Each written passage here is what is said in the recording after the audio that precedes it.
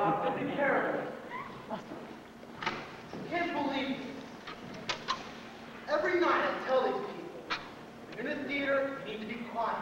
Don't talk. Don't have your cell phones on. Don't have your pagers on. And I also tell them, you need to leave all the right exits. There's exits to this side, there's exits to that side, there's also exits in the back. Also I tell them, after the second act, before the third act, there's intermission. Then you walk outside, stretch your legs, and cool off. The other thing too, I told this guy, he needs to put Miriam Sauce, Daily Justice in the program, and he forgot to do it. Oh, and also, you never thank Mr. Bill Welsham, I think it is, for helping us get costumes? Can't believe it. The next guy messes with me just like this guy. Come on, Tom.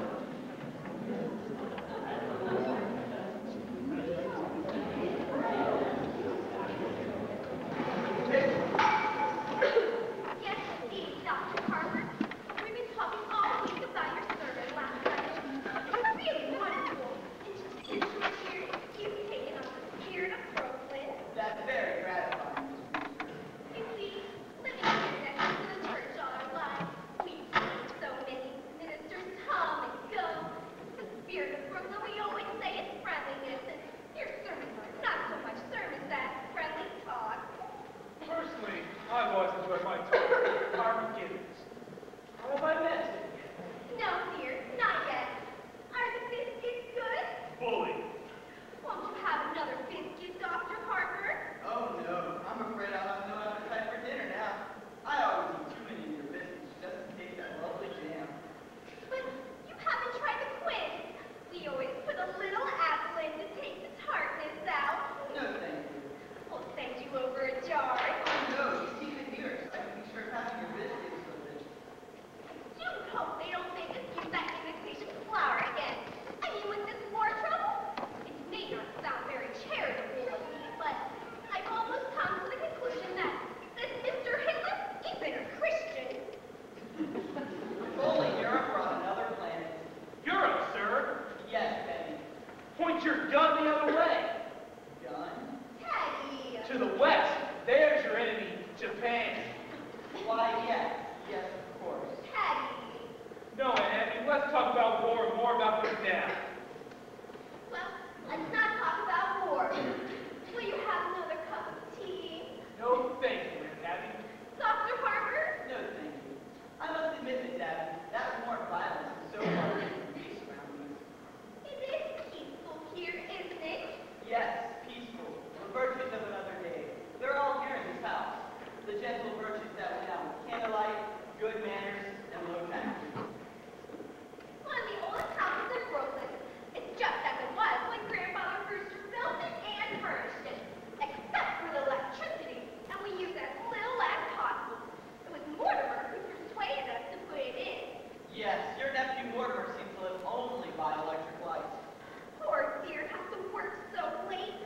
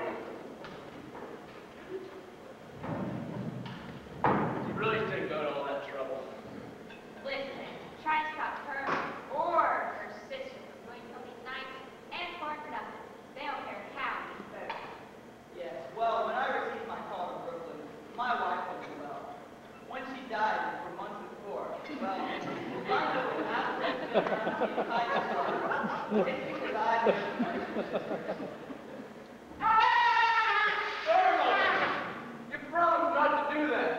I have to hold a cabinet meeting in order to get the release of supplies.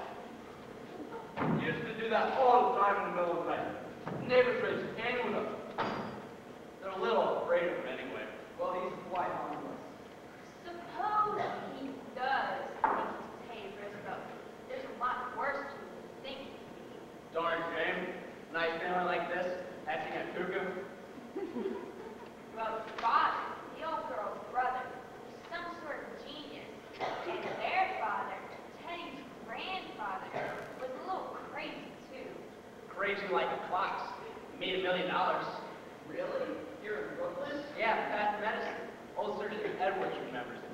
He said he used to run his house as sort of a clinic. He used to try him out on He occasionally made mistakes too. Yeah, the department never bothered him much though. It's pretty useful in autopsies, especially with poison cases. Well, unless the guy's fixed for life, thank God for that. Not like they use any of it on themselves.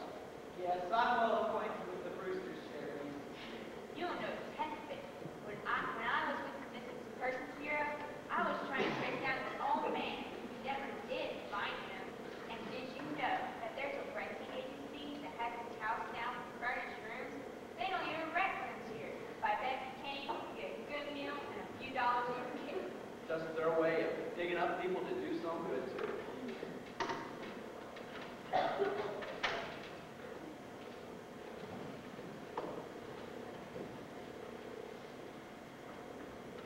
Well, now isn't this nice? Good afternoon, Miss Brewster. How do you do, Mr. Brokey? Dr. Harper, Mr. Klein. How are you, Miss Brewster? We just dropped by to pick up the Christmas toys. Oh, yes. Teddy's on hand, Nancy. They were out. They're all packed. Oh, Teddy just went up to get them. He said the cabinet has to okay it. Yes, well, Mrs. Brokey's better. Oh, yes, she's doing just fine. Her sister just went to get some soup for her. Yes, we just made it this morning. I just took them to work and I'll never so much home. Oh, Martha, you're back. How was Mr. Brzezinski? Well, dear, I'm pretty serious, I'm afraid. The doctor was there. He couldn't get to me in the morning. Have you been present? No, I asked him to the hospital. It's okay. You must spare yourself something. Here's the frost, Mr. Brody. Make sure it's good and hot. Yes, ma'am.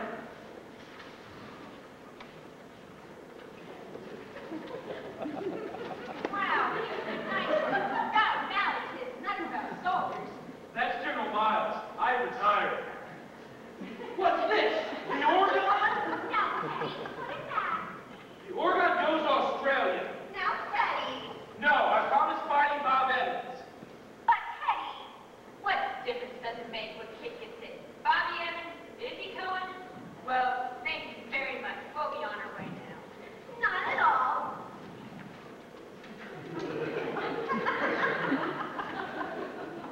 Goodbye. I'll be running off too. Before you go, Dr. Harper. Charge! Charge the blockhouse! Have you ever tried to persuade him that you like Teddy Roosevelt? Oh, no! He's so happy being Teddy Roosevelt. Once, a long time ago, remember Martha? We thought that if he would be George Washington, it would be a change for him. But he just stayed under his bed for days and wouldn't see anybody. And we'd so much rather he be Mr. Roosevelt than nobody. Yep, what's more important is that you're happy. You'll see that you signed these. What are they? These are the commitment papers from the committed cell. Dr. Harper has arranged for Teddy to go to Happydale Sanitarium after we pass on. But why should Teddy sign anything now? It's better to have it all settled. If the Lord should take you too early, perhaps we couldn't get him to sign it himself, and that would mean an unpleasant legal procedure. Mr. Witherspoon understands that they're to be filed away until the right time. Mr. Witherspoon? Who's he? He's the superintendent of Happydale. Dr. Harper has arranged for him to come by tomorrow or the next day to meet Teddy. I really must be running along, or Elaine's going to be over here after me. Give our love to Elaine, Dr. Harper. And please don't think harshly of Mortimer just because he's a dramatic critic. Some might have to do those things.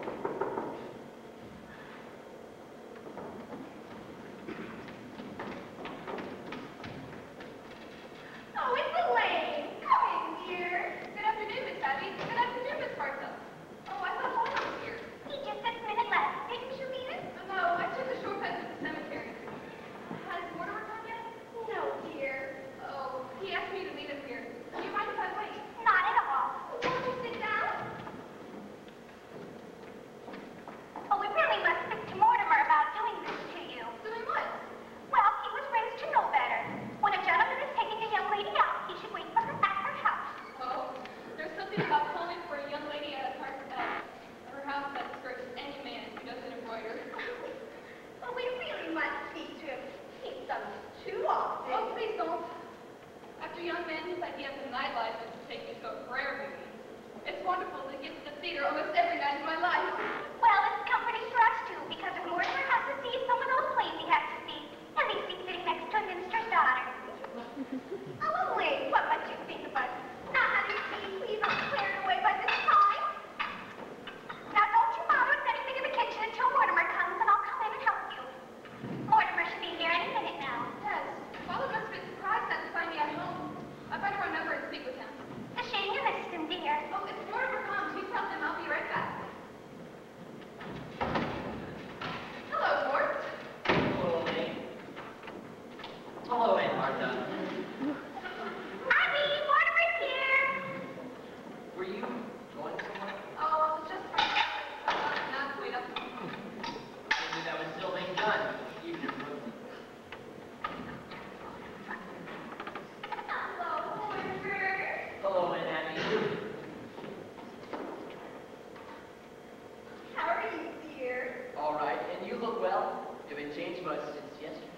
Oh, it was yesterday, wasn't it? We're seeing a great deal of you lately. Well, won't you sit down? Abby, haven't we something to do in the kitchen? Huh? You know, the tea thing? Oh, yes, the tea thing. Well, you can just make yourself at home. Just make yourself at home. Well, can't you take a hint? No, dear. It's a little obvious. I lack inventiveness, I should say. Yes, that's exactly what you'd say. So, where are you going to go to dinner tonight? I don't care, I'm not very hungry. Well, I just had breakfast. Suppose we wait until after the show. But that would make it pretty late, won't it? Not the little stink we're seeing tonight. From what I've heard, we have plays by 10 o'clock. You ought to be fair to me. Are these plays fair to me? I've never seen you walk out on a musical. Oh, that musical isn't playing tonight. No? No, with musicals, you've got to learn the rules. There's always 4 changes of title and 3 postponements. They like it in New Haven, but it still needs lots of work. I was hoping it was a musical. You're such a light mind. Not a bit. Musicals somehow have a humanizing effect. After a serious play, we go enjoy the proletariat and suffering. We talk about the drama. After a musical, you bring me home in a taxi. And you make a few passes. That's a very inaccurate piece of reporting, dear. Oh, I will admit that after the Berman play, you told me I had authentic beauty, which is a heck of a thing to say to a girl. It wasn't until after our first musical you told me I had nice legs. And I have, too. For a minister's daughter, I'm sure you know a lot about life. Where'd you learn it? The firewall. I'll explain that to you sometime. The close relationship between eroticism and religion. Religion never gets inside the firewall. Oh, which reminds me, I better run over and speak with Father. I've never been able to rationalize it. What? My falling in love with a girl in Brooklyn. Falling in love? You're not stooping to the artistic degree. The only way I can gain my self-respect is to keep you in New York. Did you say keep? No, I've come to the conclusion that you're only holding out for legality. I can afford to be a good girl for quite a few more years. I can't wait that long. We can be married in a hurry. Save night. Oh, but I'm afraid Father wants us not appreciating. I bet your father made the services sound pedestrian. Are you by chance writing a review on it? No. Sorry, dear. It's an occupation. I'm making that place not a good joke. My darling, don't pretend you love me half much. Don't forget to tell your father it's not good at me tonight. I think tonight I better tell him to wake up. I'll call Winchell and tell him to post the bed. Nevertheless. All right, everything formal and legal, but nothing later than next month. Good, darling. I'll talk to Father and set the date. No, we'll have to see you at the rehearsal. There are a lot of other first nights in October. Hello, Mortimer. How are you, Mr. President? Bully, thank you, just bully. What news have you brought me? Nothing, Mr. President. Only the country is squarely behind you. I know, isn't it great? Well, I'm off. Goodbye. Goodbye. Oh, where are you off to, Teddy? Panama. I have to take another walk. Panama's a seller who likes sitting blocks. You're so sweet, Tim, and he's very fond of you. He always was my favorite brother. Favorite? Were there more of you? There was one other one. Jonathan. We don't like to talk about him. He left Brooklyn early, by request. He was the kind of boy who liked to chop worms in half. What became of him? I don't know. He wanted to become a surgeon like grandfather, but he didn't get his license, and his practice got him into trouble. Aren't you two going to be late for the theater? Oh, no. Oh, we're skipping dinner. We won't have to leave for another half hour. Well, I'll just leave you two alone together again. But don't bother, darling. I have to run over and speak with Father. Before I go out with you, he likes to say a little prayer for me. I won't take long. I'll take the shortcut through the cemetery. If the prayer isn't too long, I'd have time to leave beside still water. Mortimer, that's the first time I've ever heard you quote the Bible. We knew Elaine would be a good influence for you. Oh, by the way, I'm gonna marry her. What? Oh, darling. Martha, Martha, come right in here. I have the most wonderful news for you. Elaine and Mortimer are going to be married. Married? Oh, Mortimer. We hoped it would happen just like this. Well, Elaine must be the happiest girl in the world. Happy? Just look at her leaving over those graves. Oh, say, what's that? What's what, dear? On that statue, it's a horned in a carnina. No, dear, that's just Emily Stout ascending to heaven. No, on NWHS Stout's left ear, that's a red-crested swallow. I've only seen one before in my life. Mortimer, I don't know how you could be thinking about birds now. Both Elaine and the engagement, everything. It's a vanishing species. Thoreau was very fond of it. Speaking of which, one of the large brown and look here last week, it was my chapter on Thoreau. Well, Either you seen it? if you left it here, it must be here somewhere, dear. What are you saying? That you're going to be married? There must be something more you can tell us about Elaine. She thought it was brilliant. What was, dear? My chapter on Thoreau. Well, I think that when Elaine comes back, we shall have this little celebration. We shall drink to your happiness. Isn't there some more of that Lady Baltimore cake left? Oh, yes. Down the bottle of wine. And the thing could happen in this room. Where can I put that? Well, I do hope when their fiancé decides tonight, the theater to be something you can enjoy for once. And maybe something romantic. What's the name of it? Murder Will Out. Oh, dear. The curtain opens, the first thing you'll see is a dead body.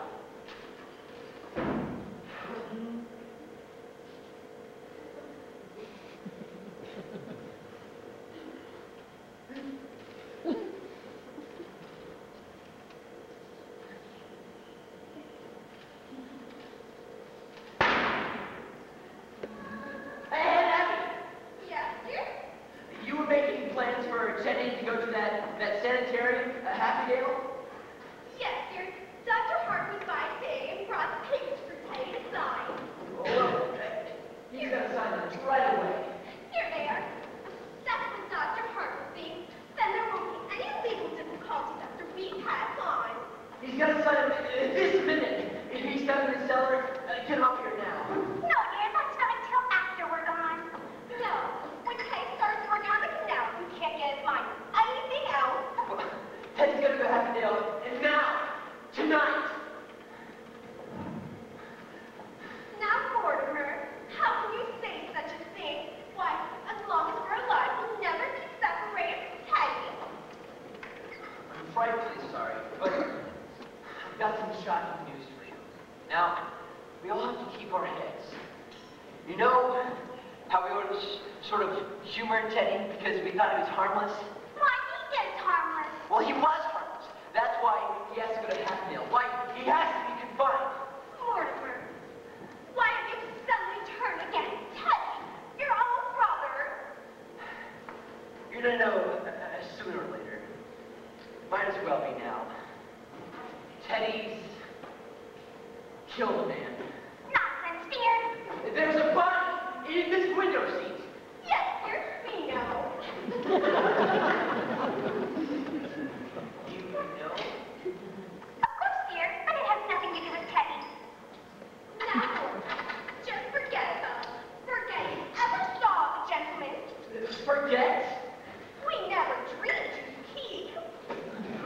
Go easy! His name's Hoskins. Adam Hoskins. That's really all I know about him, except that he's a Methodist. That's all that you know about him? But how did he get in there? What happened to him? Mortimer, he died. And Martha then just don't crawl under window seats and die. No, he died first. Well, how? Now, Mortimer, don't be so inquisitive. The man died because he drank some wine with poison in it. Well, how did the poison get in the wine? We put it in the wine because it's less noticeable. When it's in tea, it has a distinct odor. You put it in the wine? Yes, and I put Mr. Hoskins in a window seat because Dr. Harper was coming. You didn't want Dr. Harper to see, so you knew what you'd done? Well, not at tea. That would have been very nice. Now, you know the whole thing. Just forget about it. I don't think your Aunt Martha and I have the right to our own little secrets. And don't you tell a lady. Oh, Abby, while I was out, I stopped by Mrs. Schultz. She's doing much better, but she'd like us to take Junior to the movies again. But we must do that tomorrow or the next day. Except this time we're going to see what we want to see. Junior's not taking me to another one of those scary pictures.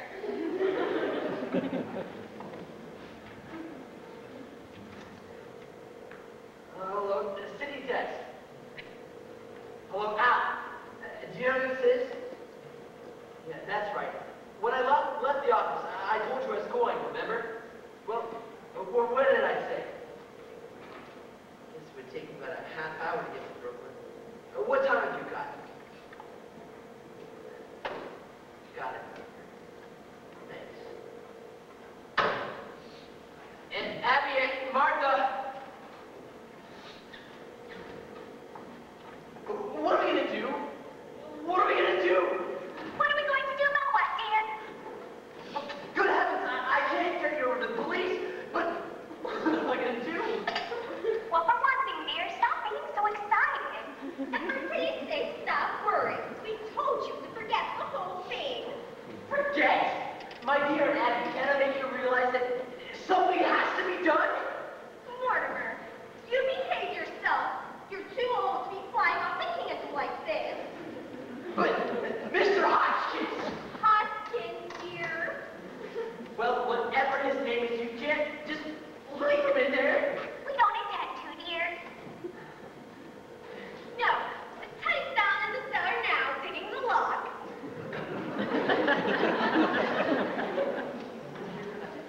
Bury him? Of course, dear. That's what we did with the others. No, you can't bury him. Others? The other gentleman. When you say others, do you mean others? As in more than one others? Now, let me see. This is 11. Isn't it, Abby? Now, dear, I believe this makes 12. No, I think you're wrong, Abby. This is only 11. No, because I remember when Mr. Hoskins first came in, it occurred to me that he would make just an even dozen. Well, we really can't take full credit for him. Well, do you mean the first one? But I was counting the first one, so that makes 12.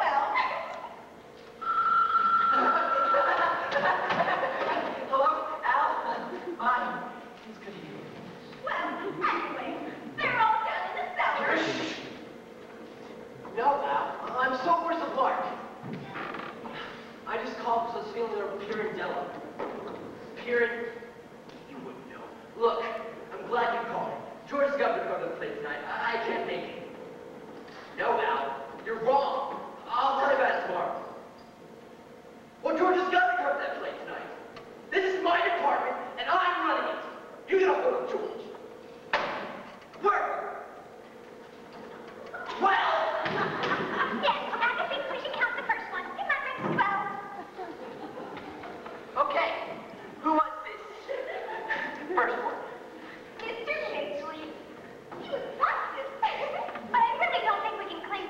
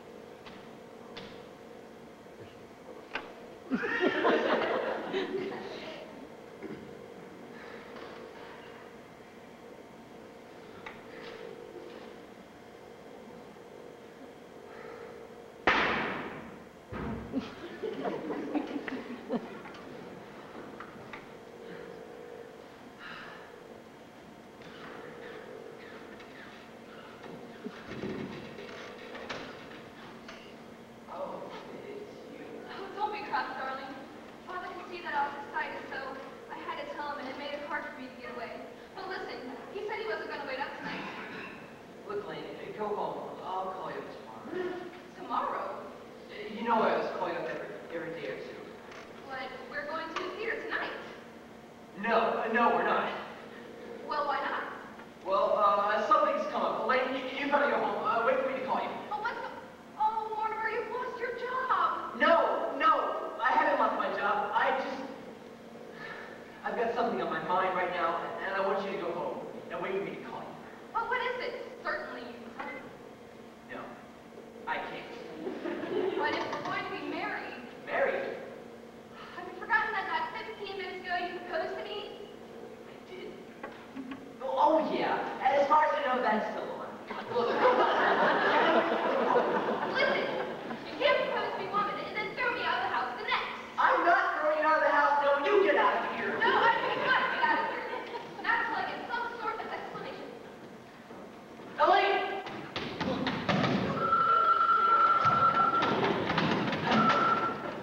Oh, Al? Hold on. It's important, but it can wait, can it? Hold on. Look, Elaine. You're a very nice girl, and I love you very much. I want you to go home and wait for me to call you. Do not try to be masterful. Well, we're married, and we have problems that are less tedious and uninspired. And when we're married, if we're married, I hope I find you adequate. Blaine. Oh, Al. Hello? Al? Hello? That's the door, dear. Not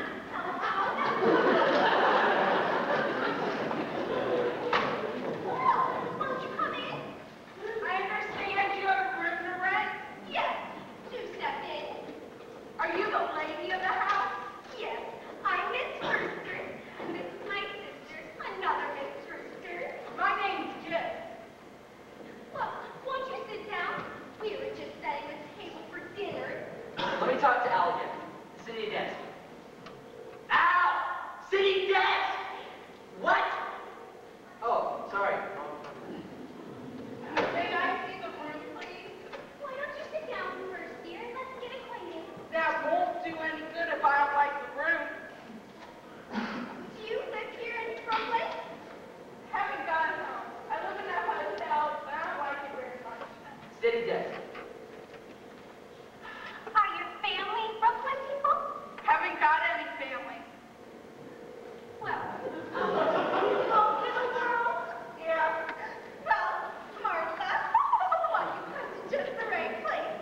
Do sit down. Well, Al, more. Sorry, we got cut off. I can't cover that plate tonight. I just can't. What church do you go to? There's an Episcopal church practically next door. Well, I'm Presbyterian. Well, used to be. What? What do you mean George is in Bermuda? Well, certainly I told him. It's my department, isn't it? Well, there's got to be someone around the office. Find someone. Is there always this much noise here? Oh, he doesn't live with us, dear. Is there someone around the office? Oh, how about that office boy? The bright one? Yeah, the one we don't like? Yeah, get him. I'll hold on. I'd really like to see the room, please. It's upstairs. But won't you try a glass of our wine before we start up? It's elderberry wine. We make it ourselves. Never touched the stuff. Elderberry wine. Haven't had that since I was a boy, thank you. There isn't anyone? Oh, look! Get the guy who sends my copy. He ought to know what I write. His name is Joe. He's the third machine from the left.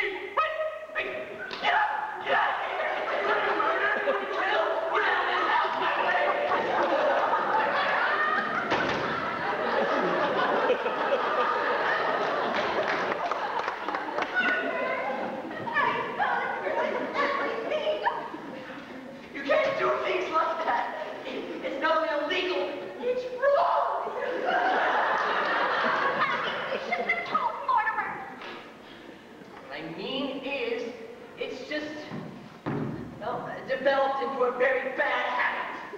Mortimer, we don't try to stop you from the things you like to do. I don't see why you should interfere with us. Well, Al? All right, I'll see the first act, and I'll pay the heck out of it. Look, you've got to do me a favor. Have O'Brien, the head of our legal department, and have him meet me down at the theater. Don't let me down, okay? I'm leaving now. I have to go to the theater, and I can't get out of it, but I want you to just do a little thinking. We have to know what it was first. You two know that I love you very much, and I know that you love me, and I do anything in the world for you, and I want you to do this one little thing for me. Well, what is it you want us to do? Don't do anything. Don't do anything. You'll leave this house. Don't let him in here and leave Mr. Hoskins where he is. Why? I've got time to think about it. I've got quite a little to think about, and I wouldn't want anything to happen to you two. Well, what on earth has happened to us? Anyways, you'll do this for me, won't you? Well, we were planning on holding services before dinner. Services? Why, yes, you don't think we married Mr. Hoskins without a full Methodist service, do you? Why, he was a Methodist. That can't wait until I get back. Oh, Mortimer, then you can join us. Yeah. Mortimer, you'll really enjoy the services, especially the hymns. Remember how beautifully he sang in the choir before his voice changed? Anyway, you'll do this for me, won't you? It's a promise. Well, I think we can do it for him now that he's cooperating with us. Well, all right, Mortimer. There's a man I've got to see. Do you have any paper? Here's some stationery, dear. Will that do? That'll be fine. I'll just save time and write my review on the way to the theater. Mortimer just didn't quite seem himself today. No, and I think I know why. Why? Well, Mortimer's just been engaged to be married. I guess that can always make a man nervous. Well, I'm so happy for Elaine. And their vacation ought to give Mortimer a real vacation.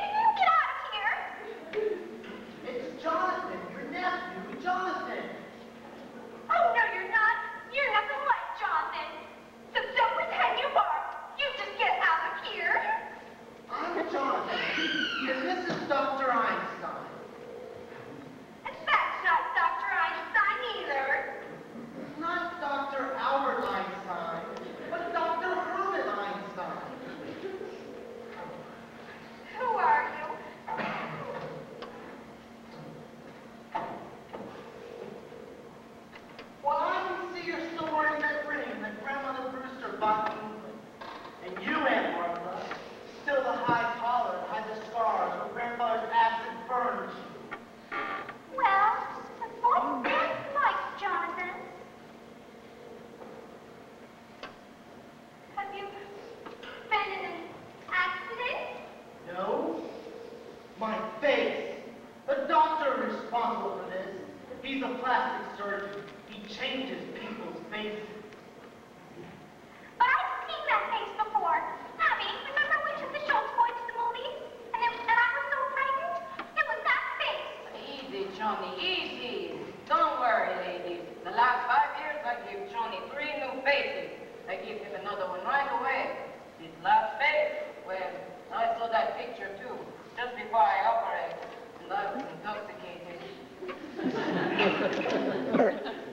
See what you've done to me, doctor? Even my own family. Johnny, you're home in this lovely house. How often he tells me about Brooklyn, about this house, about his aunts that he loves so much. They know it's you, Johnny. You know it's Jonathan. Speak to him. Tell him so.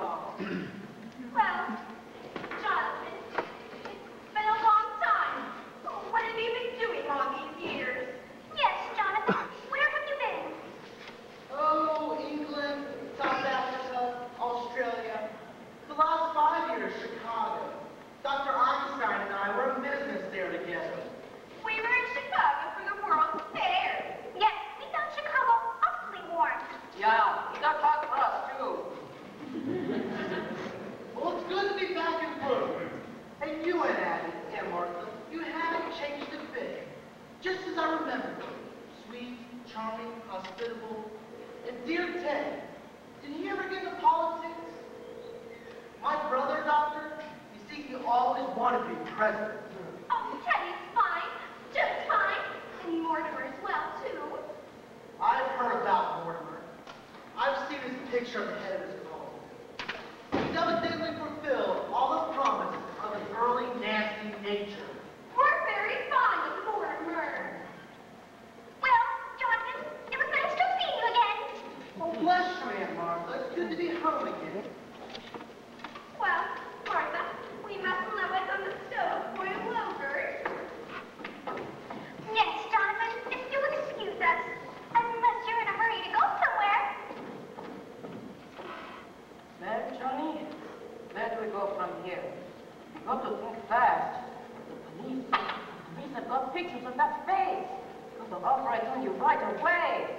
We got to find some place for that. And a place for Mr. Spinazzo, too. Don't waste any worry on that, rat. But Johnny, we got a hot thief on our hands. Forget Mr. Spinaldo. But we can't just leave a body in a rumble seat. We shouldn't have killed him, Johnny. He was a nice fellow. He gives us a lift, and then what happens? He said I look like Boris Karloff. That's your work, doctor. You've done this to me. Now, Johnny, we find some place I fix you up quick, eh? Tonight. Johnny, I got to eat first. I'm hungry. I'm weak. Jonathan, we're glad that you remembered us and took the time to come in and say hello, but you were never happy in this house, and we were never happy while you were in it, so please do come in to say goodbye. Why, Aunt Abby, I can't say that your feelings towards me come as a surprise. I spent many hours regretting all the heartaches I must have caused you as a child. You were quite a trial to us, Jonathan. But my only disappointment comes for Dr. Einstein. You see, I told him that no matter how rushed we were coming to Brooklyn, we'd make the time to stop for Aunt Martha's home-cooked dinner. Oh. Jonathan, I'm afraid there won't be enough. Well, it's a pretty good sized pot roast. Pot roast?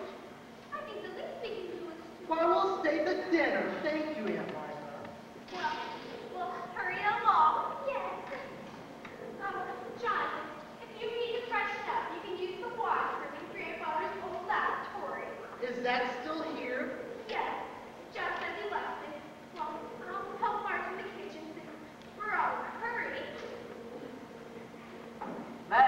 get a meal anyway. Grandfather's laboratory. And just as it was. The perfect operating room. Yeah, too bad we can't use it. Why, when you're finished with me, we can make a fortune. That large room, all those beds, and Brooklyn is crying for your talents.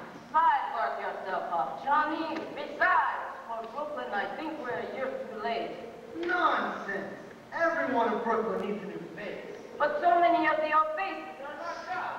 Just a small percentage.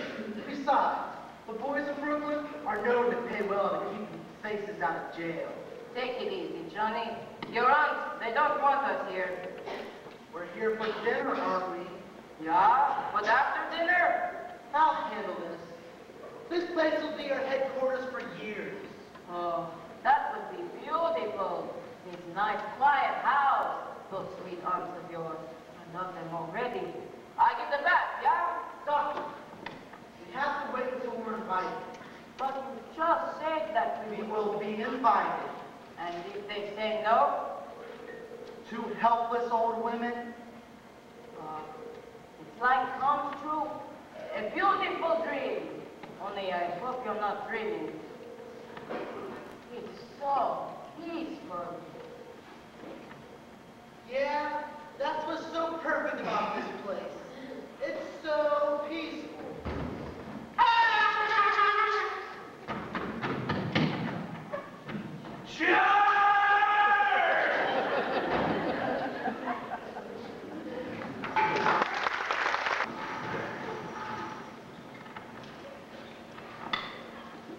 Those last 5 years in Chicago were amongst the busiest and happiest of my life.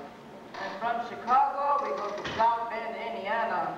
I don't think you're interested in our experience in Indiana, Doctor.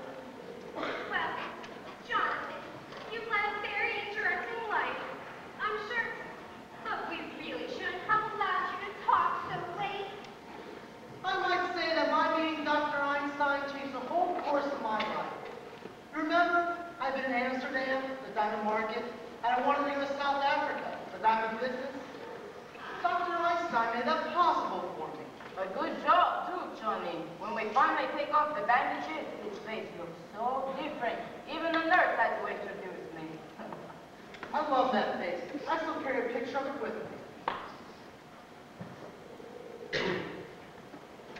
This looks more the way you used to look, but I still wouldn't know you.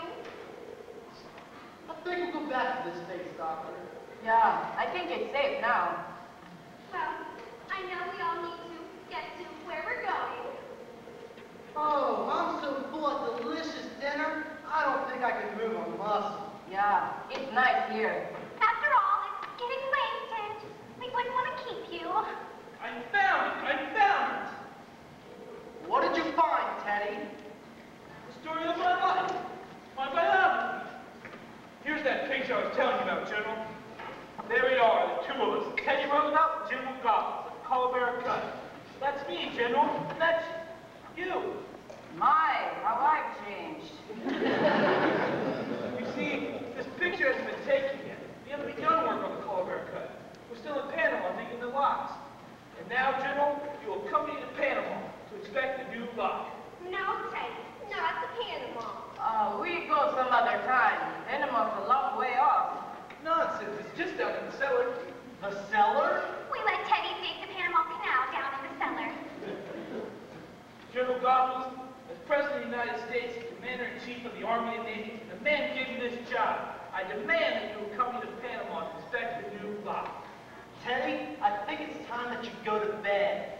I beg your pardon, who are you? I'm Woodrow Wilson, so go to bed. No, you're not Wilson.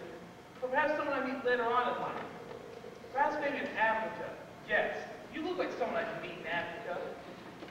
No, Teddy, it's your brother Jonathan. He's had a face change. Oh, so that's it. A nature faker. Now, Teddy, maybe it's best you get to bed. Jonathan and his friend need to get back to their hotel. General Goggles, go inspect the lock. All right, Mr. President, we go to Panama. Bully, bully, follow me.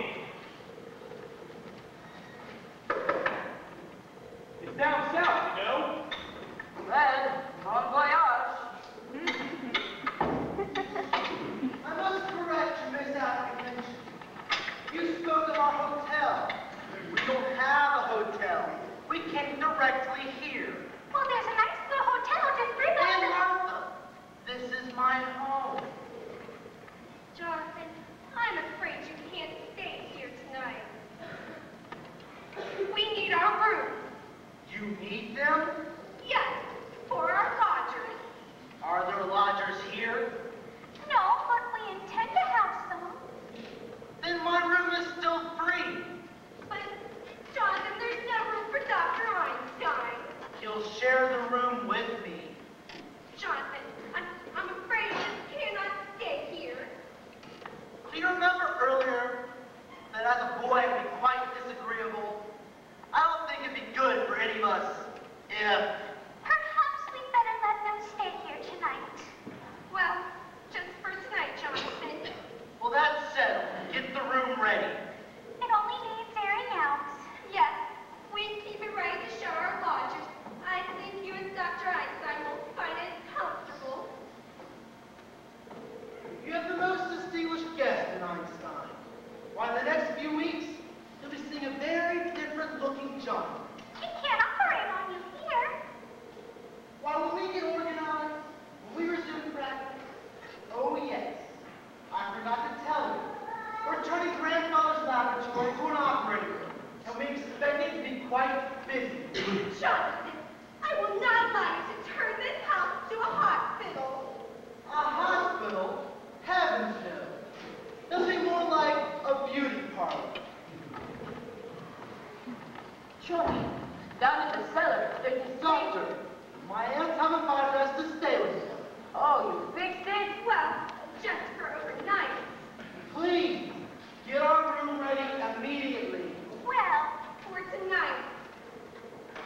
Johnny, when I go down in the cellar, what do you think I find?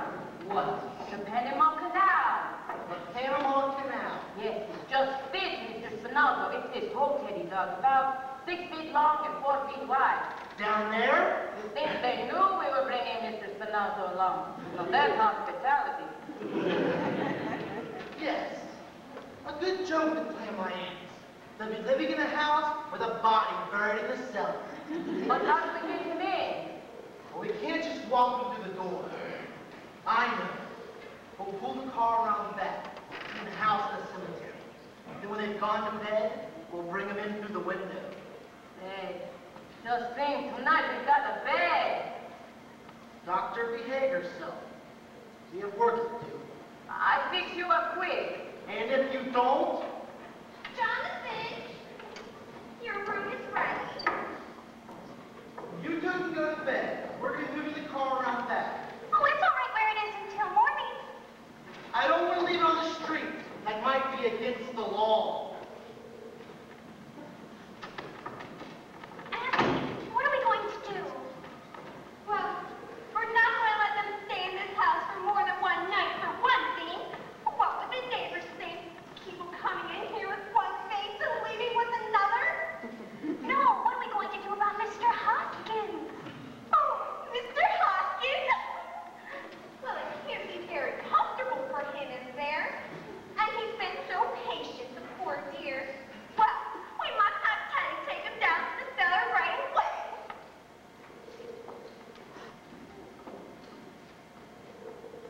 General John is very pleased with you lot. He said it's just the right size. Teddy, there's been another yellow fever victim. Dear me, this will shock the General. Then we mustn't tell him about it. But it's his department. No, Teddy, we must not tell him. It would just spoil his visit. I'm sorry, and Army regulations, you know, it's out of my hands. No, Teddy, we must keep it a secret. Yes. A state secret? Yes, a state secret. Promise? You have the word of the President of the United States. Cross my heart, hope to die. Now let's see. How are we going to keep it a secret? Well, Teddy, you'll go back down the cellar. When I turn out the light, when it's all dark, you come up here and you take the poor man down to the cellar. Now, go along, Teddy. And we'll come down later and hold services. You may announce that the President will say a few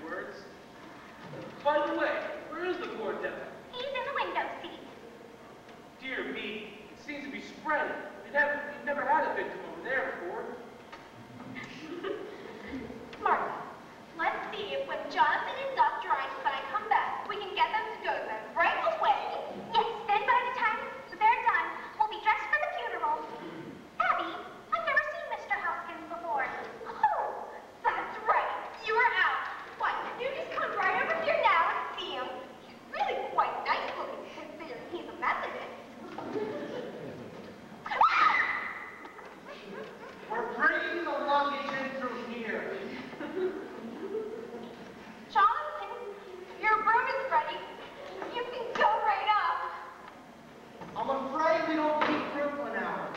You two run along to bed. Now, Jonathan, you must be very tired, the both of you. And we don't go to bed this early. Well, you should. It's time that I came home to take care of you. But we weren't planning on going to Aunt bed. Martha, did you hear me say go to bed? Yes, come, Abby. The instruments can go to the laboratory in the morning. Now then, we're all going to bed. I'll wait till you're all up, then I'll turn out the light. Run along, Aunt Martha. Our flight doctor. Now in, Abby.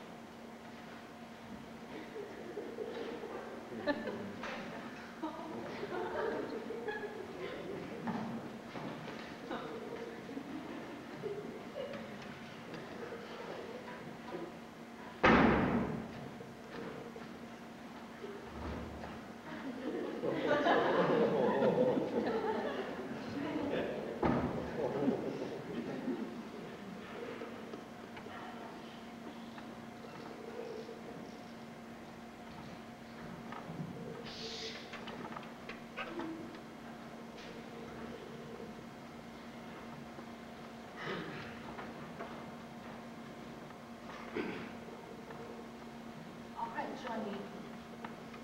I'll go to the window. You go outside and clean them through. No. He's too heavy for me. You go outside and push. I stay here and pull. And then together we get him down to Panama. All right. I'll go outside and take a look around. Then when I knock on the window, you open it up and I'll hand them through. All right.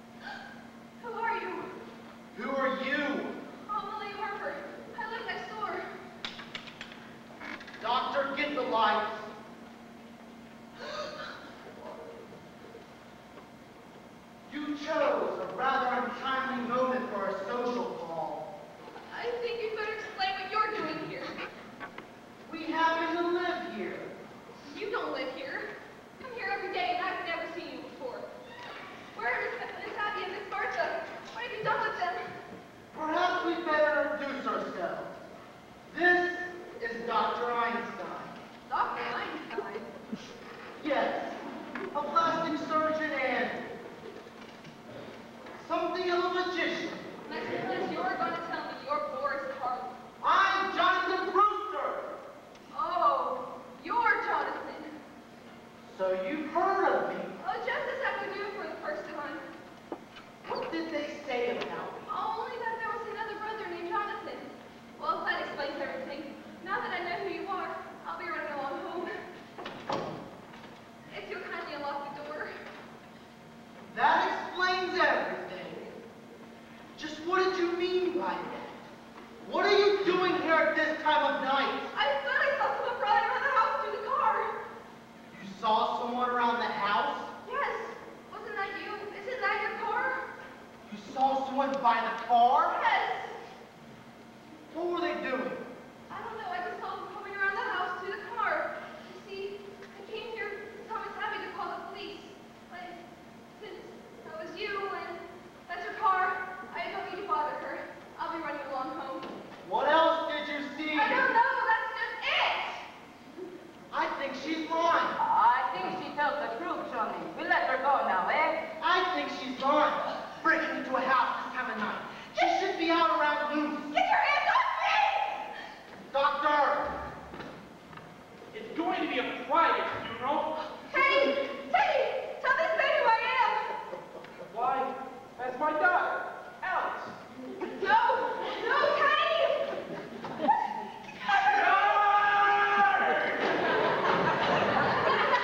Doctor, your handkerchief! Get off of me! The cellar.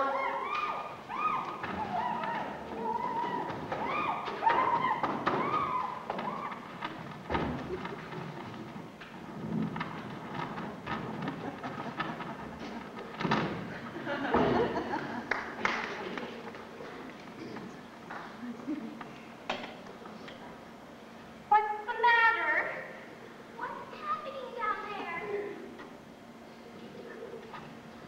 Oh, what's the matter? Oh.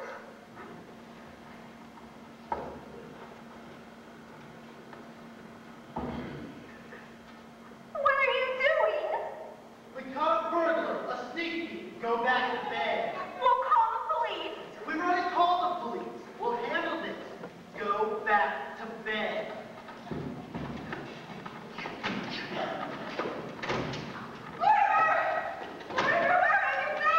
To the Norway's theater, and I should have known better.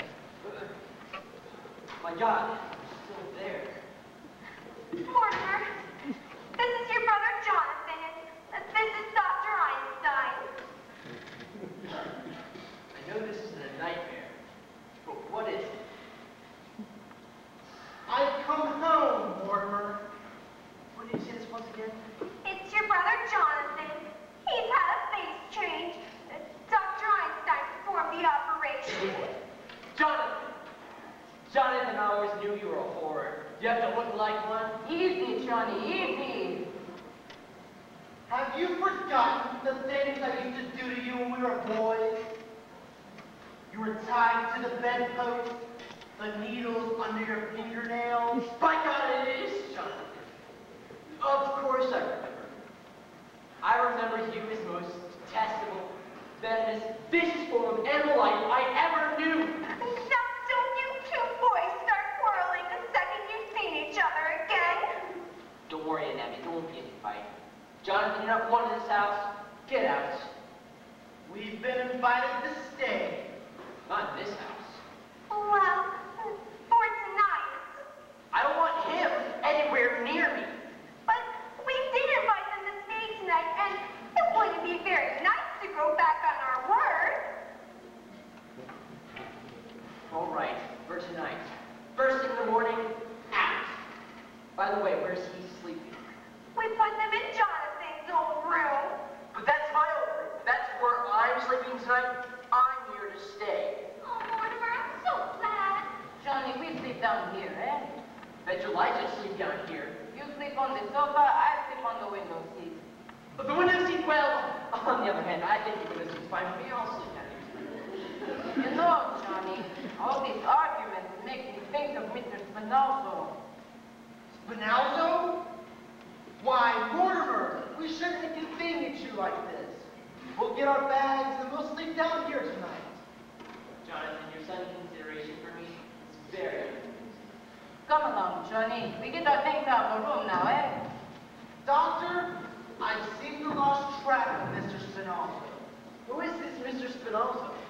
Just a friend of ours Johnny's been looking for. Well, don't bring anyone else in here. It's all right, Johnny. I'll tell you all about it while we pack.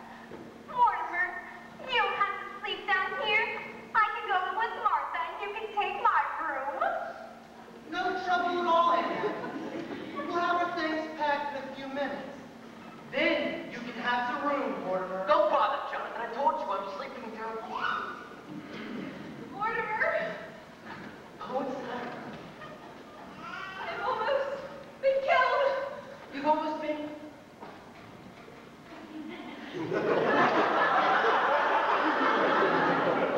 Abby? Martha? No, it was Jonathan. He mistook her for a sneak thief. Oh no, it was more than that. He's some kind of a maniac. Mortimer, I'm afraid of him. Darling, you're trembling. Have you got any smelling salts? No, perhaps some tea or some coffee. Coffee, and bring some sandwiches in here. I haven't had supper yet. We'll make some for the both of you. Martha, we can leave our gloves downstairs now. What are you doing out? Do you know what time it is? It's past 12. 12? You gotta go. What? You want to plan some sandwiches, right? It won't take but a minute. Why don't you remember who wanted to celebrate your engagement? Well, anyway, we can dinner for the both of you, and go over to bottle of wine. All right. No wine! Mortimer, what is going on in this house? What do you mean, what's going on? You're supposed to take me to dinner in the theater, and you call it off. You proposed to me, and I said I would. And 5 minutes later, you chased me out. Tonight, after your brother tried to strangle me, you're trying to chase me back home. Now listen here, Mr. Brewster. Before I leave, I want to know where I stand. Do you love me? Of course I do. I love you so much, in fact, I can't bear it. Have you suddenly gone crazy? No, it's just a matter of time. See, insanity runs my family. And practically gallows. That's why. Now wait a minute. You're gonna have to do better than that. No, dear. There's a strange tint in the Brewster blood. If you knew them, well, it's what you'd expect of a Strindberg had written health topic. Now just because Teddy's a little... No! It goes way back. The first Brewster, one of you who was Mayflower, you know how the Indians used to scout the settlers? Well, he used to scout the Oh, that's ancient history, Mortimer. No, the whole family. My grandfather used to try out his patent medicines on dead people to make sure it wouldn't kill them. He wasn't so crazy. He made $1 million. And then there's my brother, Jonathan.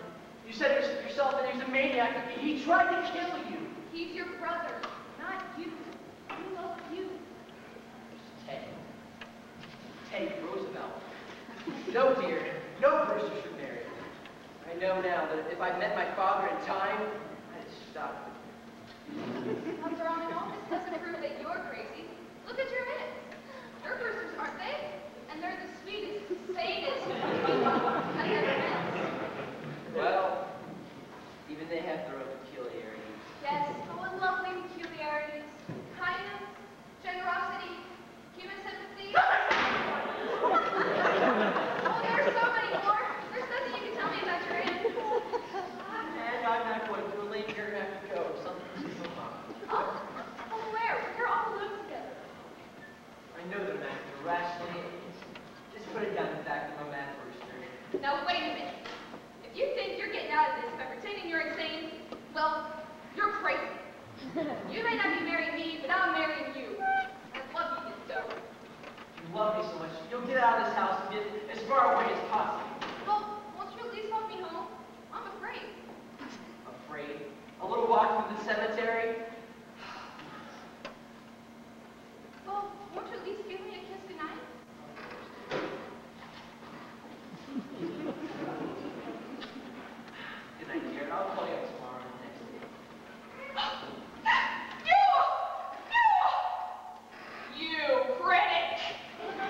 And Abby and Martha, get in here. We'll be in a minute, dear. Get in here now. Yes, dear. What is it? Where's Elaine? I thought I told you not to let anyone else in this house while I was gone. Well, Jonathan just I popped in. don't mean Jonathan. And Dr. I don't mean Dr. Einstein. Who's that in the window seat? We told you, Mr. Hoskins. It is not Mr. Hoskins. Who can that be? Are you trying to tell me you've never seen this man before? I certainly am. Wait, this is a fine how do you do. It's getting to be that anybody thinks they can just walk right into this house. Don't try to get out of this. This is another one of your gentlemen. Mortimer, how can you say such a thing? Why, that man's an imposter, and if he came here to be buried in our cellar, he's mistaken. And Abby, you admitted to me that you poisoned Mr. Hoskins. Yes, I did. Well, you just couldn't have gotten the idea from Mr. Hoskins. By the way, where is Mr. Hoskins? He must have gone to Panama. Oh, you buried him. No, not yet. He's just lying down there waiting for services, the poor dear. We haven't had a minute what with Jonathan in the house. Oh, we've always wanted to hold a double funeral. But I will not read services over a total stranger. A stranger? How am I supposed to believe you? There are 12 dead bodies in that cellar, and you admitted that you killed them. Yes, I did. But I will not stoop to telling a fib. Martha!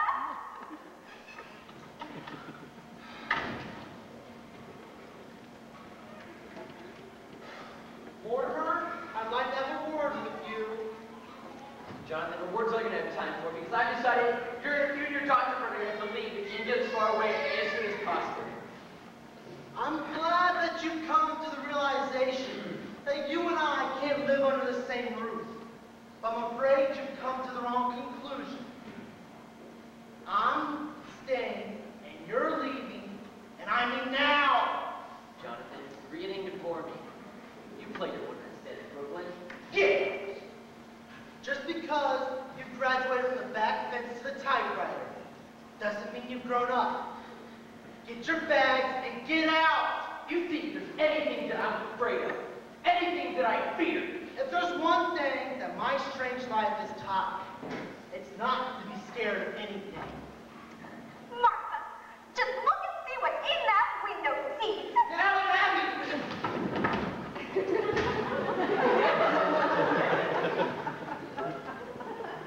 Jonathan, why don't you tell Aunt Martha what's in the window seat? Abby, I owe you an apology. And I have some good news for you. Jonathan and his doctor friend are leaving. Jonathan, you're my brother. You're a Brewster. That's why I'm giving you a chance to leave this house with the evidence. You can't ask for more than that. Very well, I'm just going to call the police. Don't reach for that telephone. Are you still giving me orders after seeing what's happened to Mr. Spinaldo? Spinaldo? I knew he was a foreigner. Remember, what happened to Mr. Spinaldo can happen to you too.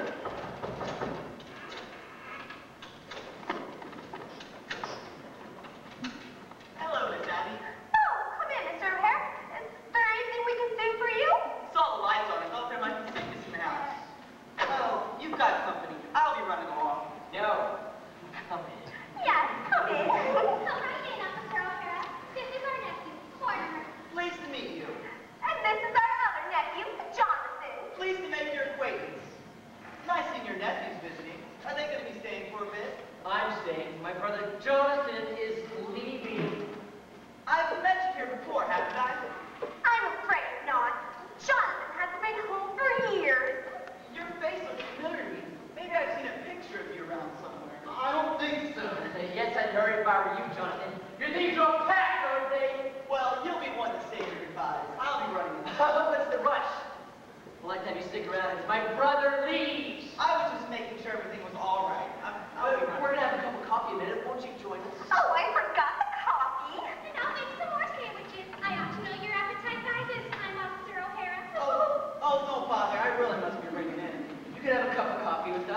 brother's just leaving. Sit down.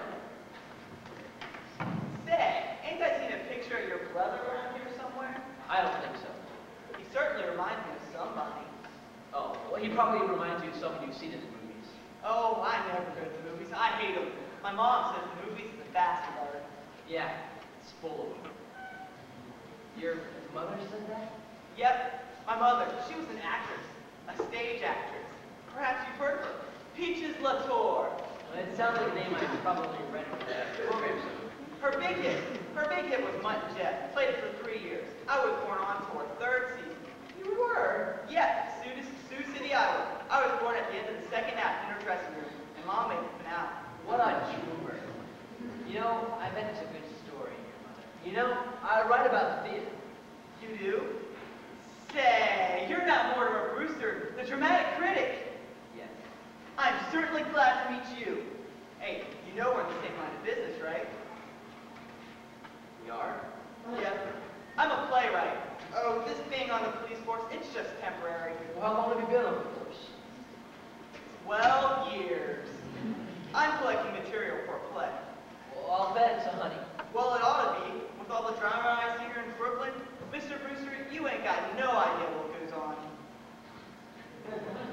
I think I do. What time you got?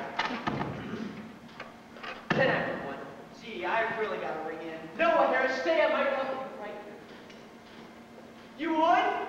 Say, it was fake my walking in here tonight. Look, I'll tell you the plot. Okay, in the first act. On your way, eh? Good, you haven't got much time, you know.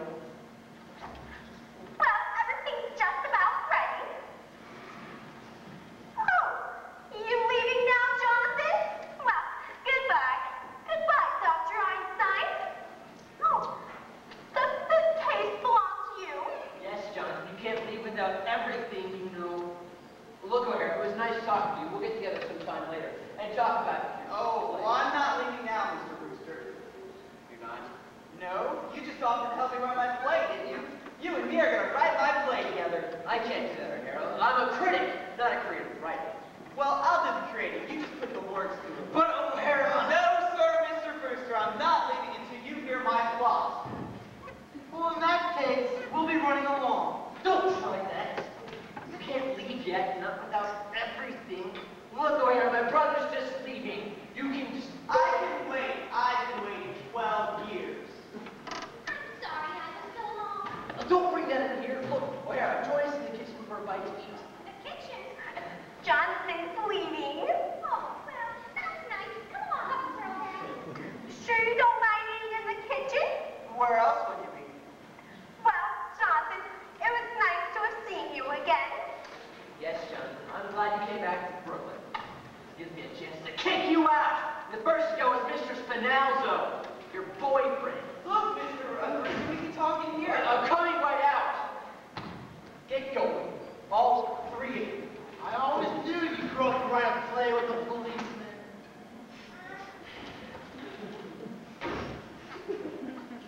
Doctor, this affair between my brother and I has got to be settled. Now, Johnny, we've got trouble enough. Your brother gives us a chance to get away. What more could you ask? You don't understand. This goes back a great many years. Now, Johnny, let's get going now, eh? We're not going. We're sleeping here tonight. With the cop in the kitchen and Mr. Spinazo in the window seat? That's all they got on us. Besides, we'll take Mr. Spinalzo and dump him in the bed.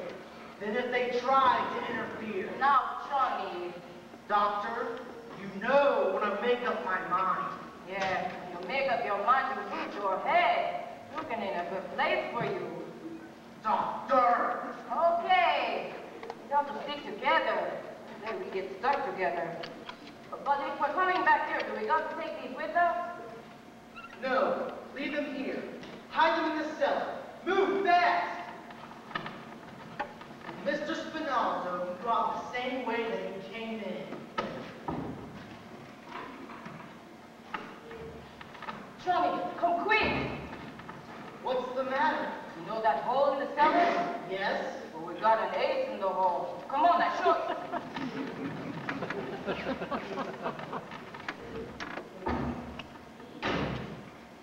Jonathan!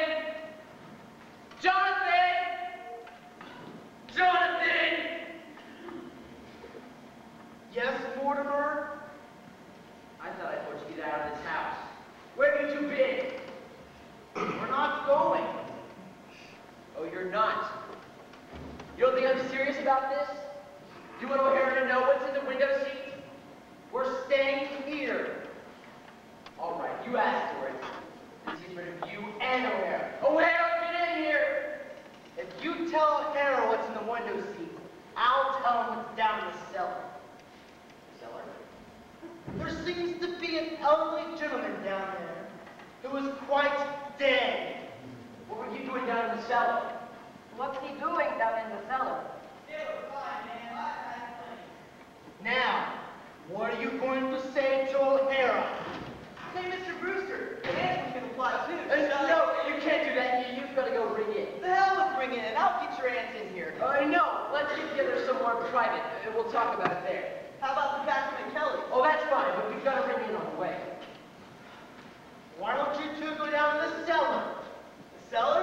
That's fine with me. Is this... No, we'll go to Kelly's, but you've got to ring in first. That only takes a couple of minutes. I'll fish this guy be back in 5 minutes. I expect to find him gone. Oh, hold up! We'll wait for him, Doctor. I've waited a long time for a chance like this. We've got him right where we want him, Johnny. Did he look guilty? Have they gone? Oh, we thought we heard somebody leave. It was only Mortimer. He'll be back in a few moments. Is there any food left in the kitchen? Dr. Einstein and I would enjoy a bite to eat. But you won't have time. No, if you're still here when Mortimer gets back, he won't like it. Oh, he'll like it. He's gotta like it. Now, get us some food while we bury Mr. Spinazzo in the cellar. Oh, no. No, you can't bury him here. No, Jonathan, he's got to go with you. There's a friend of Mortimer's down there waiting for him. A friend of Mortimer? Yes, he and Mr. Spinazzo should get along quite fine. They're both dead. You must be Mr. Hopkins. Mr. Hopkins? You know about what's down in the cellar? Of course we do. And he's no friend of Mortimer's. He's one of our gentlemen. Your gentleman. And we won't have any strangers buried in our cellar. But Mr. Hoskins? Mr. Hopkins isn't a stranger. Besides, there's no room down there. The cellar's crowded already. Crowded with what? There are 12 graves down there now. 12 graves! And that leaves very little room if we're going to need it. So you and Aunt Martha have murdered? Murdered? Certainly not. Why, this is one of our charities. Why, what we're doing is mercy. So you just take your Mr. Spinazzo out here. So you've done that here, in this house, and buried him down there. Johnny, we've been chased all over the world. They stay right here in Brooklyn and do just as good as you do. What? You've got 12 and they've got 12. I've got 13. No, Johnny, 12. 13! There's Mr. Spinazzo, the one in Sydney, the one in Melbourne, the two in Johannesburg, the one in Phoenix, Arizona, Phoenix? the filling station. There's the 3 in San Francisco, the 4 in Chicago, and the one in South Bend. That should make 13. No, Johnny, you can't count the one in South Bend. He died of pneumonia. He wouldn't have got pneumonia if I hadn't shot him. No, Johnny, he died of pneumonia. You don't count. Well, he counts with me. I say 13. No, Johnny, you've got 12 and they've got 12. The old ladies are just as good as you are. Oh, are they? Well, in that case, all I need is one more. Just one more. Here I am. This is our house and this is our cellar. You can't do that. Ladies, please, go back upstairs where you belong. And Abby and Martha, go upstairs. You better stop what you're doing because it'll just have to be undone.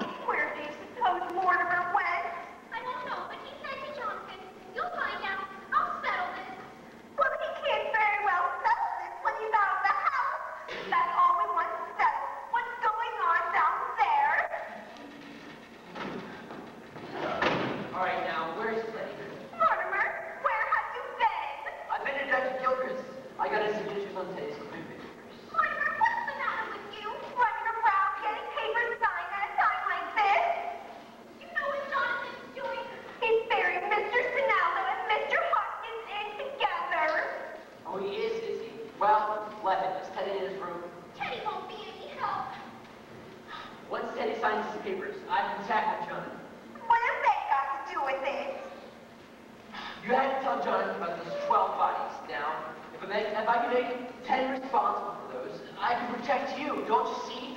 No, I don't see. We pay tax to have the police protect us. I'll be back down. Come, Martha, we're going for the police. The police?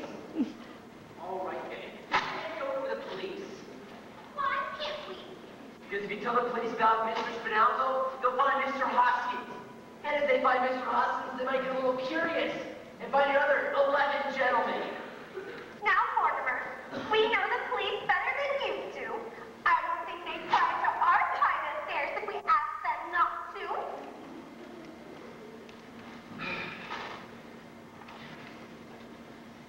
You can't do this. You can't go for the police. Oh, why not? You can't tell the police. They wouldn't understand. I'm not so sure they'd bother. They have to write very long reports, and if it's one thing a policeman hates to do, it's to write. You can't count on that. It might leak out, and you can't expect a judge and jury to understand. Oh, Judge Coleman would. We know him very well. He always comes to church to pray, just before he left. And he's coming here to see you someday. He promised. Oh, Abby, I'd like to speak to you about that. His wife died 2 years ago, and it's left him very lonely. Well, come, Martha. No! I can't let you do this. You can't leave his house, and you can't have Judge Coleman and tea. Well, Mortimer, if you're not going to do something about Mr. Spinaldo, we are. I am gonna do something. We may have to call the policeman later, but if we do, I want to be ready for him. You've got to get Jonathan out of this house. And Mr. Spinaldo, too. Will you please let me do this my own way? His Teddy's in his room. Yes. Now, Mortimer, you better have them out of here by morning, or we're going to call the police. They'll be out all right. Relax and go to bed. Get out of those clothes. You look like Judith Anderson. That's a relief, isn't it? Yes.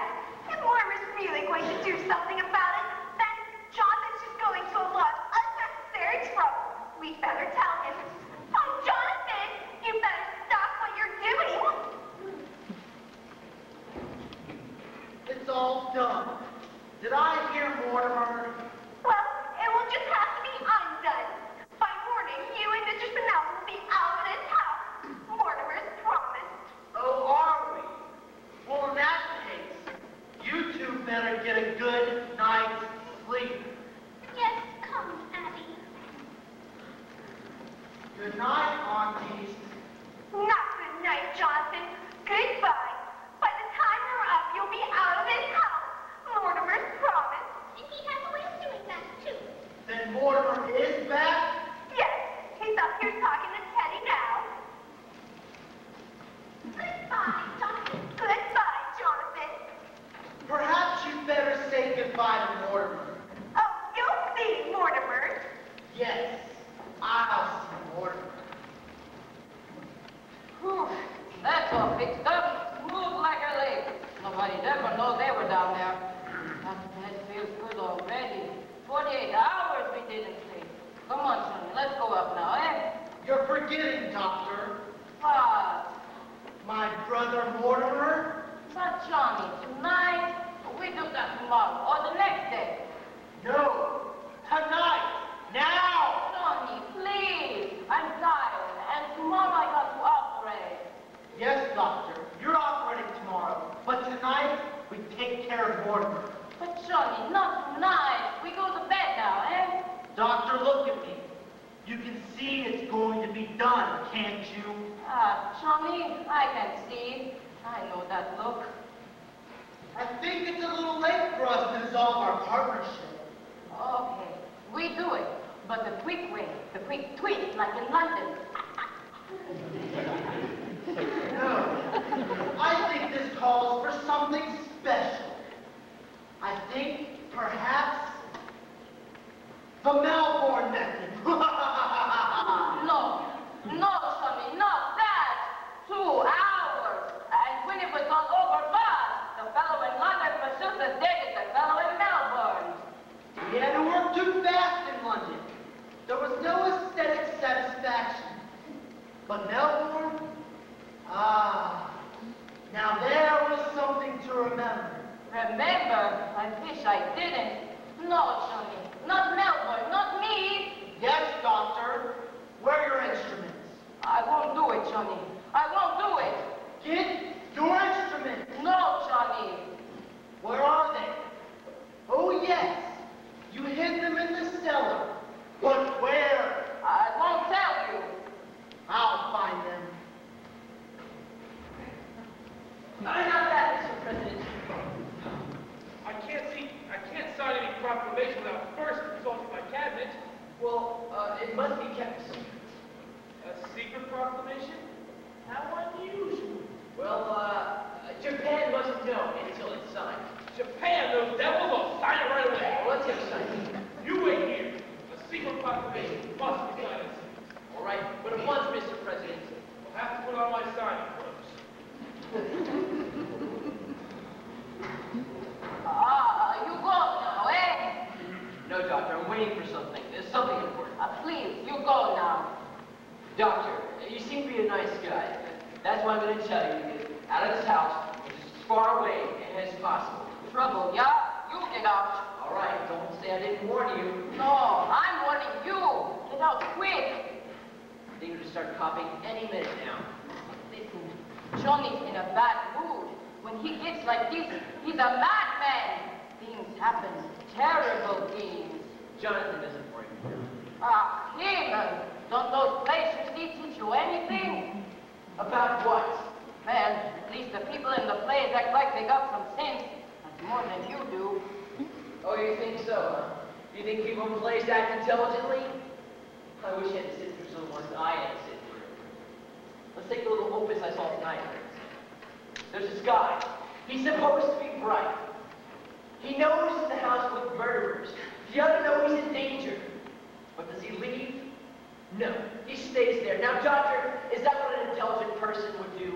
You're asking me? He didn't have him said to be bright, to be on guard. As a matter of fact, the murderers asked him to sit down. You mean, won't you sit down? Believe it or not, that one was in there too. And, what did he do? He sat down, the big dope. What do you think they used to tie him up with? But, The curtain cord. well, why not? A very good idea. Very convenient. A little too convenient. The curtain cord. You didn't see him get it? No. He sat there with his back to him. Now, mind you, this guy's supposed to be bright. They say the critics are killing the theater. Well, it's the playwrights who are killing the theater. There he sits, the big dope, just waiting to be trussed up and gagged. You're right about that, fella. He wasn't very bright. Now, Mortimer, if you don't mind, I'll finish the story. I've been away for 20 years, but never once in all that time, my dear brother, were you out of my mind.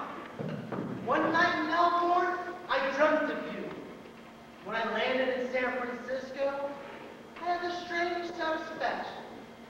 I was once in the same country with you. Now, Doctor, we go to work. Oh, please, Johnny, for me, the quick way. Doctor, this must really be an artistic achievement.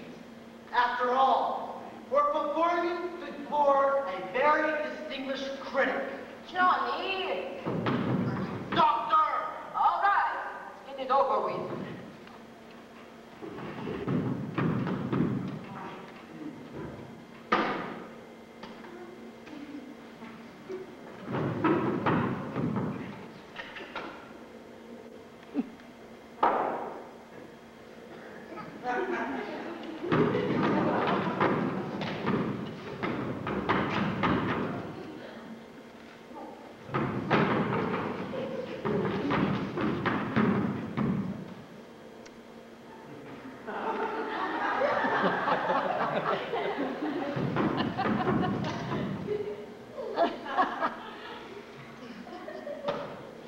Now, Doctor, we go to work.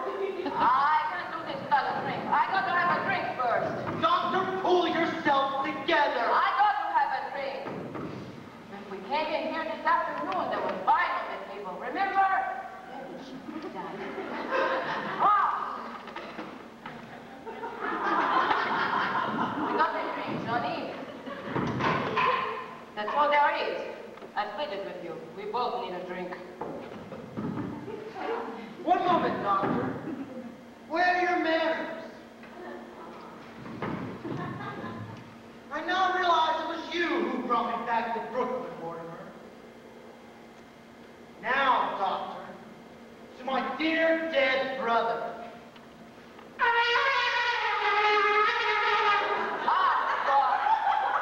That idiot! He goes next! That's it! He goes next! No, Johnny, that's where I stop. Not Teddy. We'll get to Teddy later. No, we don't get to him at all. Now, Doctor, we have to move fast. Yeah, Johnny, the quick way, eh? Yes, Doctor, the quick way. Hey, the Colonel's got a quick blow in that horn. It's all right, we're taking it away from him, officer. There's going to be hell to pay in the morning. We promised the neighbors he wouldn't do that anymore. We'll handle this, officer. Good night. I'd better speak to him myself. Hey, you stood me up. I waited at Kelly's for an hour. What happened to him? He was telling us about the play that he saw tonight. Not what happened to the fellow in the play. Did this really happen in the play you saw tonight? Gee, they practically stole this from the second act of my play. Why, in the second act of my play, just before the...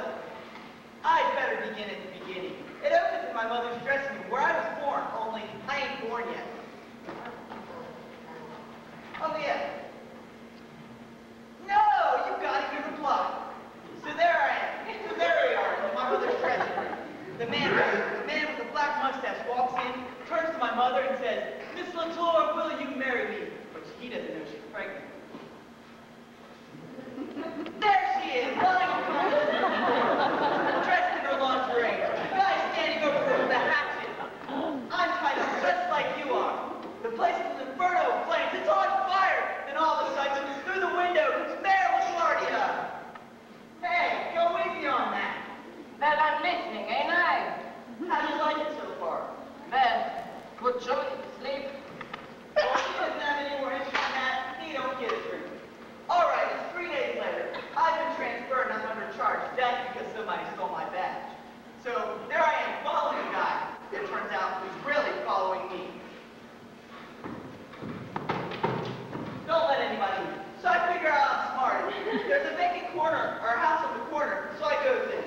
It's cold!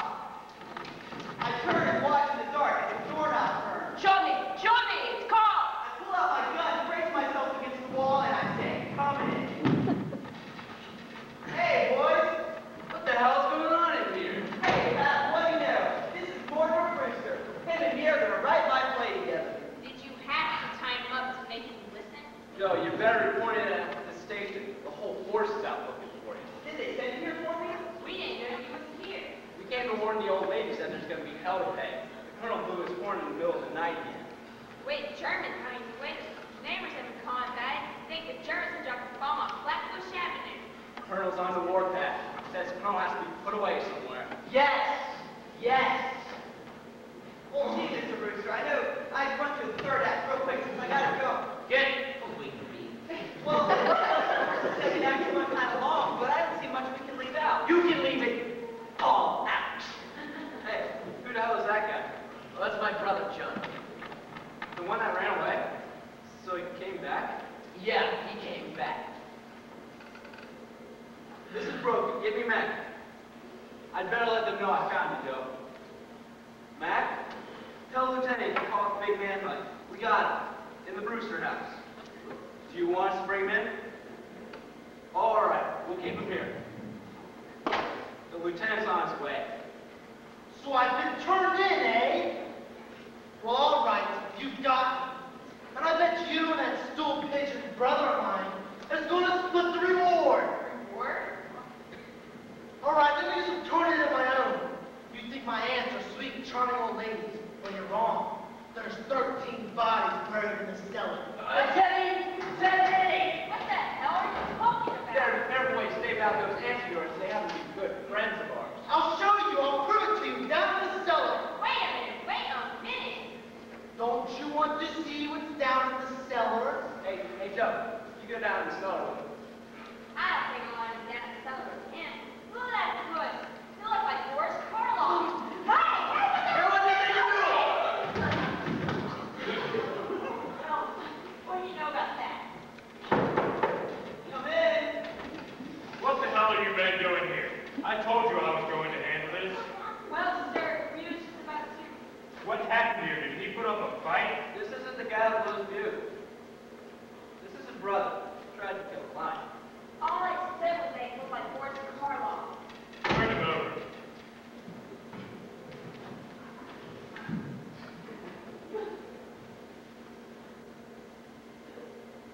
kind of think he's wanted somewhere.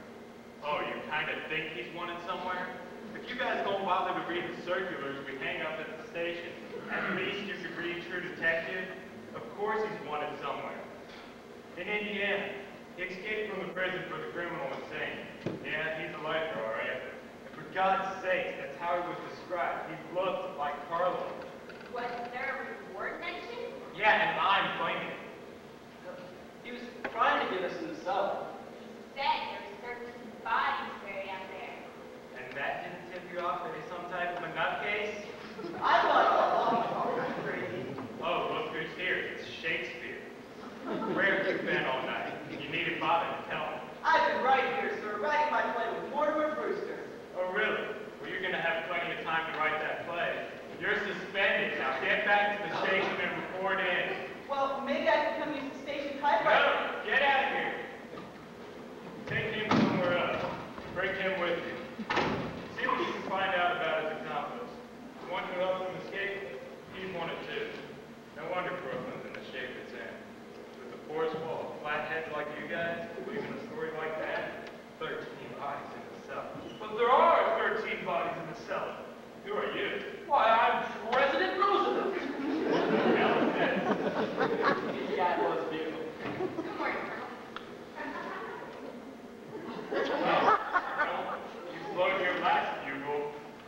Dear me, another yellow fever victim. What? All the bodies in the cellar are yellow fever victims. No, Colonel. This is a spy we found in the White House. Get this guy out of here. Any question of spies, that's my department. You stay out of this. You forget it. As President of the United States, I'm also in charge of the Secret Service.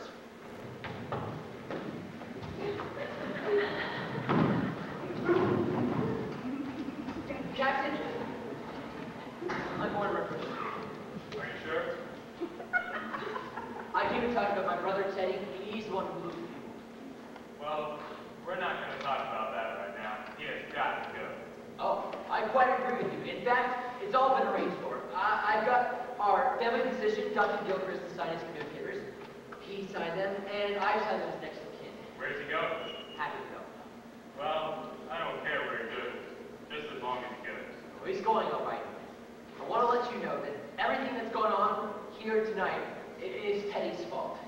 Now, those 13 bodies in the cellar... Yeah, 13 bodies in the cellar. It's not bad enough that all the neighbors are afraid of him with him disturbing the peace with his bugle blowing. But can you imagine if that cockeyed story about 13 bodies in the cellar got around? And now he's starting a yellow fever scare. Cute, ain't it? Do you think anyone would believe that story? 13 bodies. Well, you really don't know. Some people are just dumb enough. You know, about a year ago, the crazy guy started a murder rumor out at Greenpoint. I had to dig up a half-acre lot just to prove it. Oh, excuse me. Good morning, Mortimer. Good morning, dear. This is Mr. Witherspoon. He's here to talk to Teddy. Talk to Teddy. Mr. Witherspoon is the superintendent of Pasadena. Oh, come right in. This is Captain... Lieutenant Bruce. Glad you're here, Superintendent. You're taking him with you today. Today? Not today. Look, Elena, I've got a lot of business to attend to, so why don't you run along the way, and I'll call you over there. I had no idea it was this meeting. Yeah, the papers are all signed. He goes today. Complete insubordination! You better do find out your mollycoddle! When a president of the United States gets treated like that, what's this country coming to? There's your man, Super. Just a minute. Mr. President, I'm glad to inform you that your term of office is over. Is it March the 4th already? Practically. Let's see. Ah, now I'm on Huntington Avenue. I must go at once. Is he trying to move in before I move out? Who's Tad. Teddy, that's Mr. Witherspoon. He's to be your guide in Africa. Bully, just bully. I shall prepare for the journey at once. And when the safari comes, make sure they wait for me.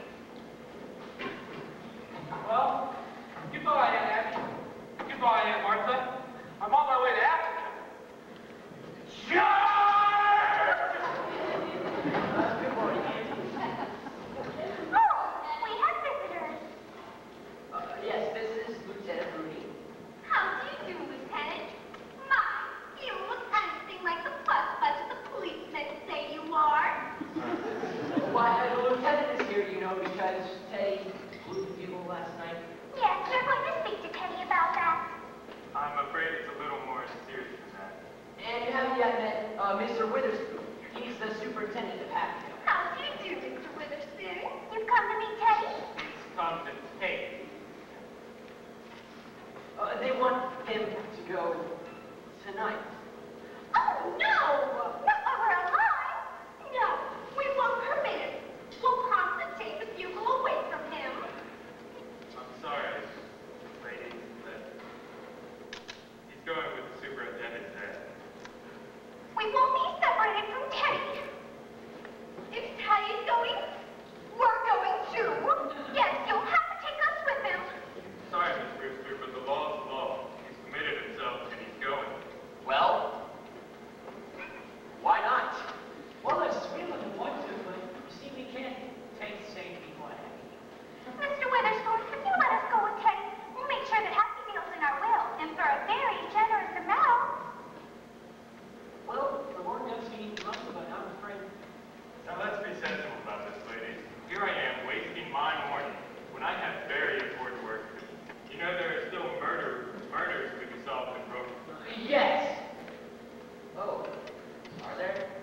It's not only just bugle blowing and disturbing the peace. Sooner or later, we'd be put to the trouble of digging up your cellar. Our cellar? Yeah, your nephew's been talking about 13 bodies buried in the cellar. But there are 13 bodies in our cellar. Why, if you think that Teddy has to go to Happy Meal, you come right down to the cellar with us and we'll prove it to you. There's one, Mr. Spinella, who doesn't belong here and who will have to leave. But the other 12 are gentlemen. No, you don't want to do that. The lieutenant was just telling me that only last year he had to pick up a half-acre lot. Weren't you, Lieutenant? That's right. Well, you wouldn't have to dig here. The graves are all marked. We put flowers on them every Sunday. Flowers. Superintendent, don't you think we can find room for these ladies? You just come right down here. We'll shake the grave. That's quite all right. I'll take your word for it. Superintendent? Well, they have to be committed. Well, Lieutenant himself, can't they sign the papers? Why, certainly. Why, yes, we can go take. We'll sign the papers. Where are they? Yes, where are they? Try around, Lieutenant. Oh, good morning, Mr. Klein. Good morning, Mr. Klein. Are you here too? Yeah, you broke me trying your other nephew out. Well, Superintendent, sign them up. I want to get this all cleaned up. If you'll sign here. And you too, Aunt Abby, right here. Looking forward to going. The neighborhood here has changed, so just think of that plot again. No! Oh, we're looking for something. What? We need a secretary of a doctor. Oh, Dr. Einstein. Come right over. We need you to sign some papers. Oh, please, I must be. No, come right over. You see, at one point last night, I thought the doctor was going to operate on me. Sign right here, doctor. Were you leaving, doctor? I think I really must be going. Aren't you going to wait for Jonathan? I don't think we'll be going to the same place. Elaine, stick around. Oh, don't worry, I'm going to.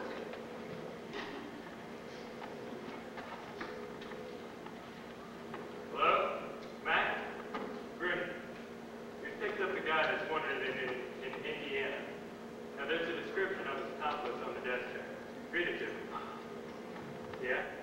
About 5'6", 120 pounds, brown eyes, talks with a German accent. Knows his ass doctor. Thanks, Mac. It's okay, Lieutenant. The doctor has just signed his signature. Thanks, Doc. You're really doing so good, sir. Slow down. Mr. President. Oh, yes, of course.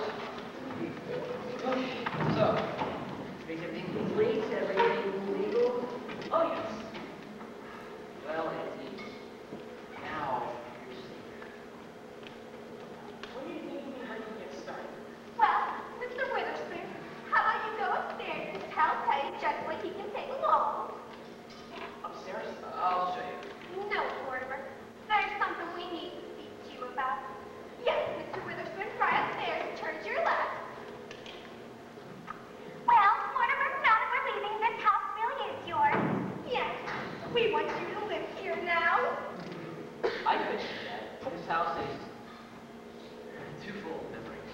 you'll need a home for you and Elaine once you're married.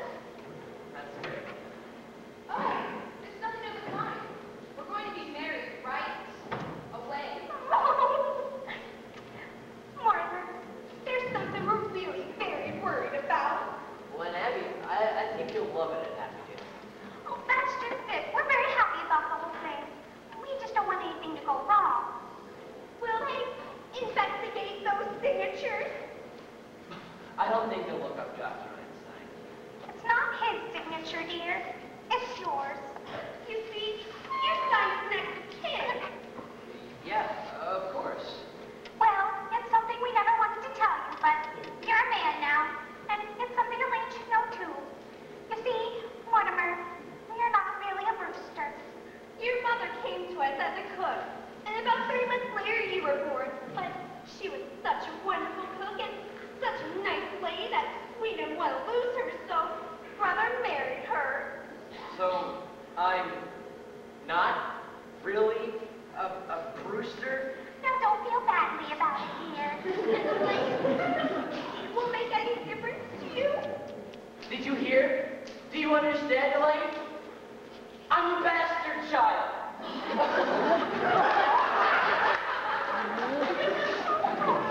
Well, let's get started on breakfast. Oh, good Father. Mortimer's coming over to my house. Father's coming to Philadelphia, and we're going to have breakfast together. Yes, I'll need some coffee. It's been a long night. I should think you want to get to bed then. I do.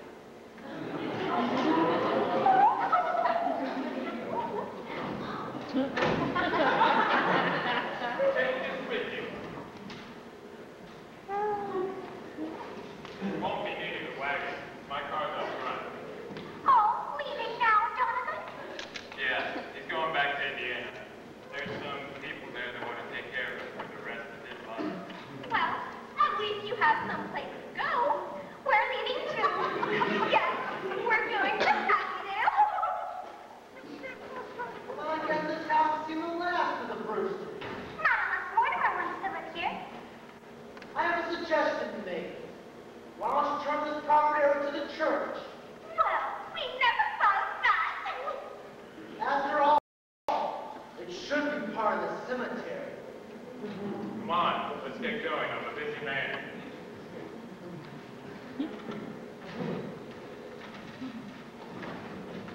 Bye, aunties. I can't better my record now, but neither can you. At least I'll have that satisfaction. The score stands even, 12 to 12. That Jonathan always was a mean boy. Never could stand to see anyone get ahead of him. Wish we could show him he isn't so smart. Oh, Mr. Witherspoon, does your family live with you at Happydale? I have no family. Well, I suppose you consider everyone a Happy Dale your family. I'm afraid you ladies don't quite understand. As head of this institution, I'm very quite away from you. Well, that must make it very lonely for you. So that's fine. My duty is my duty. Well, Martha. Well, Mr. Witherspoon can't join us for breakfast. The least we can do is offer him a glass of our wine. Why? It's elderberry wine. We make it ourselves. Why, yes.